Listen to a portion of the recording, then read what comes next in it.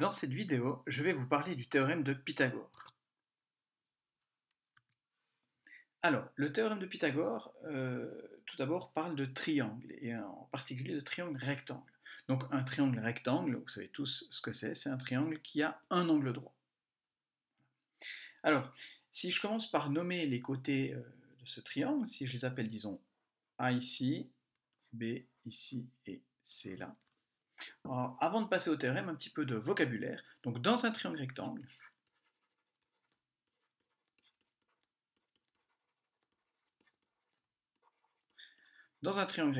j'ai le vocabulaire suivant.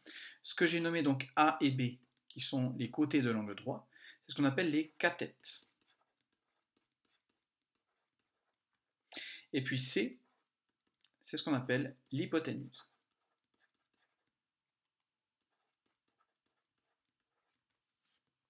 Voilà. Eh bien, je vais considérer ce qu'on appelle la relation de Pythagore. Qu'est-ce que c'est que la relation de Pythagore? C'est une formule, si vous voulez, qui lie A, B et C. Cette relation, c'est le fait que A carré plus B carré, ce soit égal à C carré. Voilà, c'est une formule que je vous balance comme ça. Alors, est-ce qu'elle est vraie, cette formule, dans un triangle? Eh bien, ce que dit donc le théorème de Pythagore, c'est que cette formule est vraie si j'ai un triangle rectangle. Et elle est fausse si j'ai pas de triangle rectangle. Donc, elle donne vraiment une équivalence entre cette formule, le fait que cette formule soit vraie, et le fait qu'on ait affaire, ou non, à un triangle rectangle.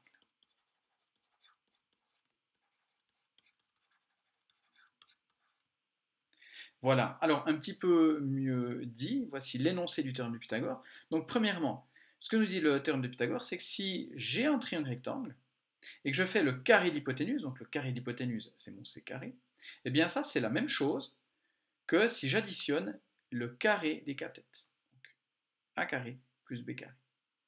J'ai un triangle rectangle, alors j'ai cette formule, cette relation. Et à l'inverse, réciproquement ici, si j'ai un triangle qui n'est pas rectangle, alors j'ai pas cette formule. Donc voilà pour ce qui est du théorème de Pythagore, de son énoncé. Donc ce théorème de Pythagore, il sert à plusieurs choses, comme on va le voir dans les exemples qui suivent. Donc il sert, premièrement, si je connais par exemple A et B, et que je sais que c'est un triangle rectangle, eh bien, je vais pouvoir calculer la valeur de C, pour que la relation soit respectée. De même, si je connais A et C, mais que je ne connais pas B, eh bien avec cette relation, avec cette égalité, je vais pouvoir calculer la valeur manquante. Donc ça, c'est la première chose que permet le théorème. Puis la deuxième chose que permet le théorème, c'est si cette fois-ci j'ai un triangle quelconque, mais que je connais les valeurs de A, B et C, eh bien en vérifiant si oui ou non la relation est vérifiée, eh bien je vais savoir si oui ou non le triangle est rectangle. Voilà pour l'énoncé, un petit peu l'explication du théorème de Pythagore. Nous allons maintenant voir une démonstration, même deux démonstrations de la relation de Pythagore, donc la preuve que cette formule est bien juste. Et puis ensuite, nous verrons quelques exemples d'utilisation de ce théorème. Voici tout d'abord une première démonstration de la relation de Pythagore.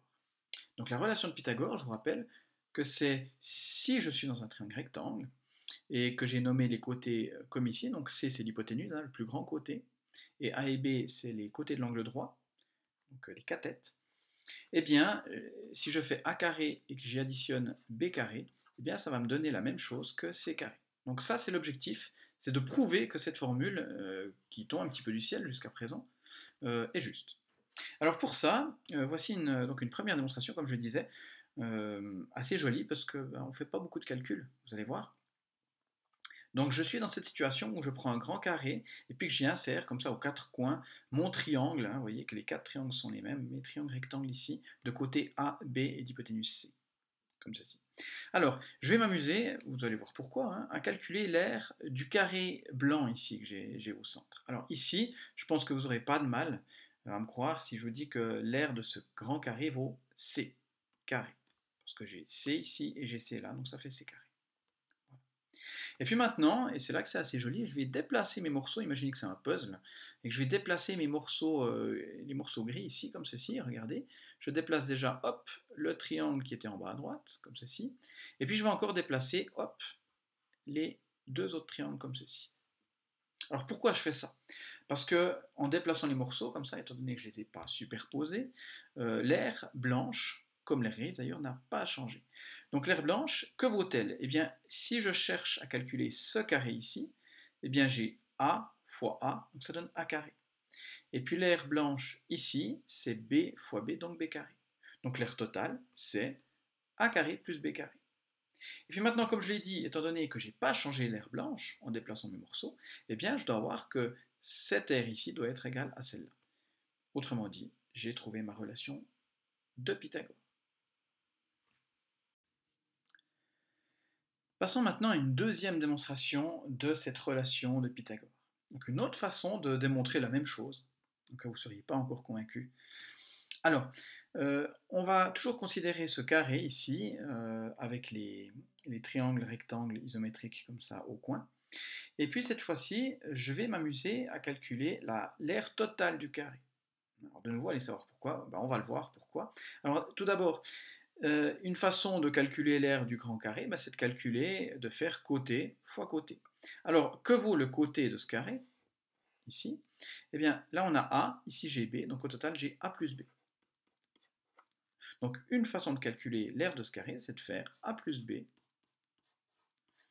fois A plus B. Voilà. Et maintenant, je vais considérer une autre façon de calculer l'aire de ce grand carré. Je vais dire, bah déjà, c'est l'aire du carré blanc. Alors l'aire du carré blanc, bah, c'est C fois C, donc C carré. Et puis, à cette aire, je vais ajouter 4 fois l'aire d'un triangle gris. Hein, ils sont les 4 les mêmes. Alors comment je fais l'aire d'un triangle? Bah, je fais base fois hauteur divisé par 2. Donc ici, la base c'est A, la hauteur c'est B, et je divise par 2.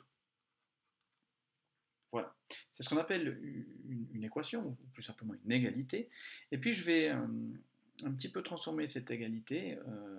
Ça, c'est pas très joli. Je vais calculer tout ça. Ici aussi, j'ai des choses que je vais pouvoir simplifier. Et puis, vous verrez qu'à la fin, bah, il va me tomber un petit peu sur les bras, comme par enchantement, la relation de Pythagore. Mais allons-y.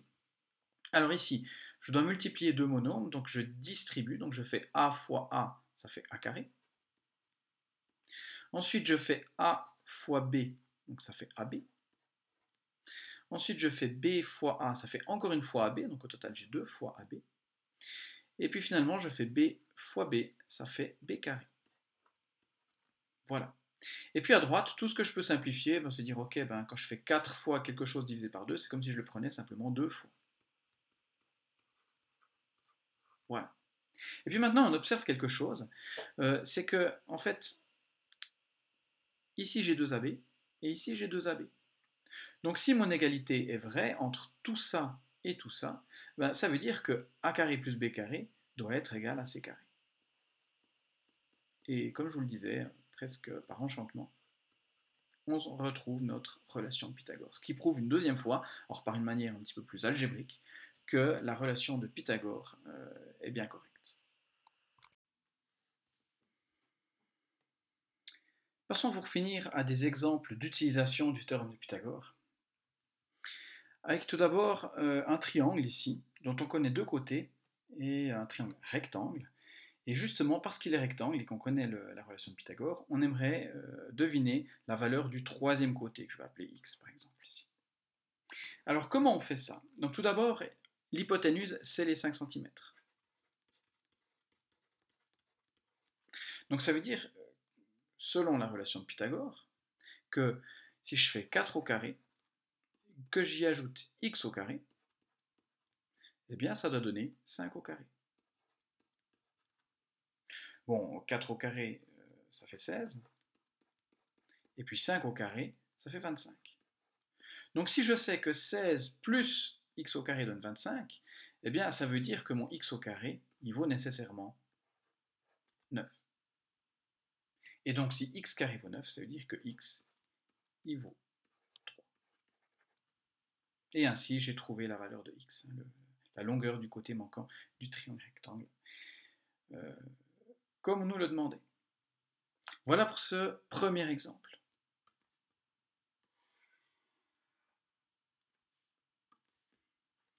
Deuxième exemple, on va utiliser la réciproque du théorème de Pythagore, c'est-à-dire qu'on me donne un triangle, on donne ses côtés qui valent 8, 9 et 10 cm, et on se demande s'il est rectangle ou pas.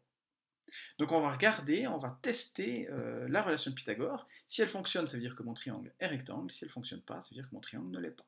Alors allons-y. L'hypoténuse, attention, ici c'est 10. Donc ce que je dois calculer, c'est d'une part a carré plus b carré. Donc ici, ça je vais l'appeler a, ça je vais l'appeler b, et ça c'est c. Donc 8 au carré plus 9 au carré. Alors 8 au carré, ça fait 64. 9 au carré, ça fait 81. Donc ça fait 145. Et puis d'un autre côté, je vais calculer c carré. Alors c carré, c'est 10 au carré, c'est-à-dire 100. Puis maintenant, je vais comparer ces deux choses. Alors, est-ce que ces deux valeurs sont égales? Non. Donc la relation de Pythagore n'est pas satisfaite, ça veut dire que mon triangle n'est pas rectangle.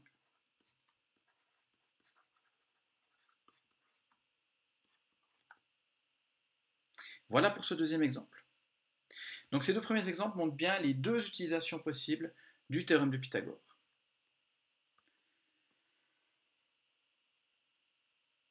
Troisième exemple, un tout petit peu plus compliqué.